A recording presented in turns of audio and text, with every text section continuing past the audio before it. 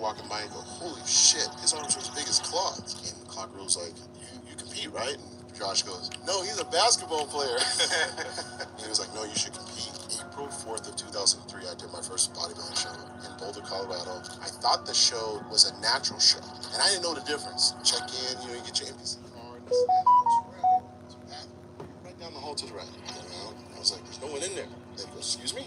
I go, like, do the test. He goes, oh, no, that's the Armed Forces show in the month. And I'm looking at Josh and my friends, and they're all laughing. And I was like, you guys got me at a show. They're like, no wonder this guy's all vascular. I'm wondering, like, how the hell? Like just relax, bro. I was like, I can't relax. You did all right. I did all right. I did the show. I won the show.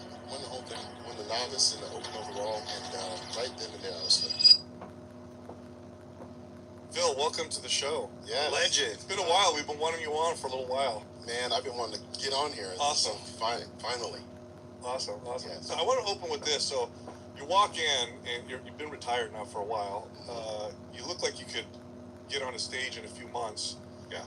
I asked you your body weight. You said you just, well, let's back up for a second. I asked you if you weighed yourself. You said you just recently weighed yourself, but you had gotten rid of scales. Yeah. For a long time. Okay, so let's talk about that for a second. I want to talk about like your size now and all that. Yeah, so I just didn't care to weigh myself anymore because it was becoming such an obsession. Being a pro bodybuilder, like, anybody that competes or anyone that even works out, they're always checking the freaking scale multiple times a day, and I realized I'm on this scale way too much. I didn't weigh my food for a while. I just wanted to know what it felt like just to eat, train, rest, just live life.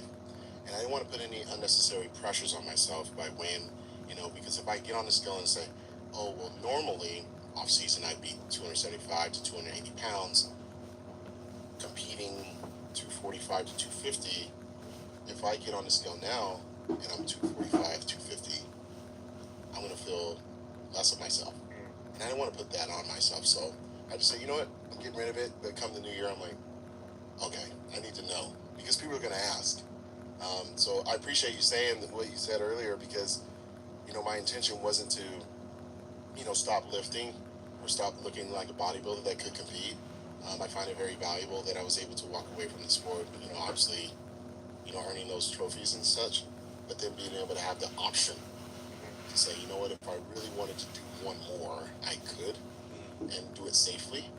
But yeah, I love this part of my journey right now and not having that unnecessary pressure with the scale system.